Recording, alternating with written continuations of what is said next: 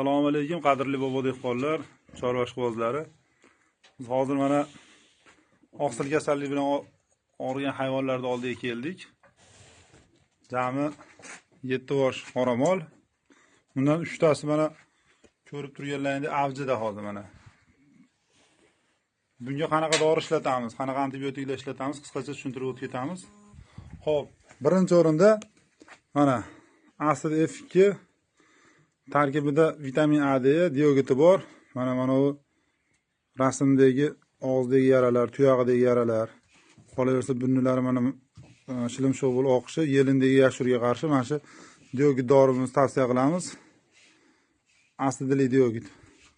Bu dori yarani tez bitirgani. Deb qo'ysa. Mana shu mollarga hozir mana ko'rib tursiz.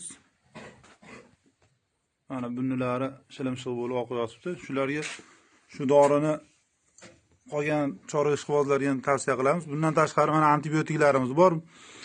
Dexametazon, garmon, diklofenak og'riq qoldirgani, hop, mis-enro, enroflox antibiotik, analgin isitma tushirgani, formalin degan dorimiz yerda oyoqlarga, yerga joylariga oxiriga sepiladi. Bu bunaqa shilimshoq so'lay oqqanda mana shu formalin degan dorimiz tuproq tarkibini 15 cm gacha dezinfeksiya qiladi.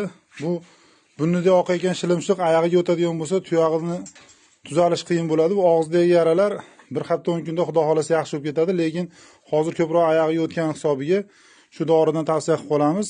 Bu dori formalin degan dori katta idishda keladi. Mash turishi 10 litrdan 15 litrgacha suvga.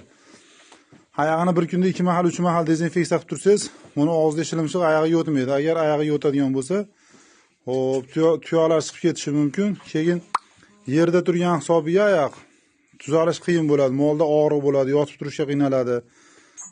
Keyin tuyoqlari chiqib ketsa 2 oygacha cho'zilib ketadi kasallikni tuzalishi. Keyin formalindan keyin mana bu dorimizni bemalol oyoqlariga, mana oyoqlar rasmini olib qo'ygan, og'ziga, oyog'iga sepib tursa bo'laveradi. Buni shpritsda sepsa ham bo'laveradi, bo'lmasam anaqa spray sepadigan pistolet apparatini o'rnatib olib sepsa ham bo'laveradi. Mana shu dorilarimizni barcha chorvador akalarimizga tavsiya qilib qolamiz.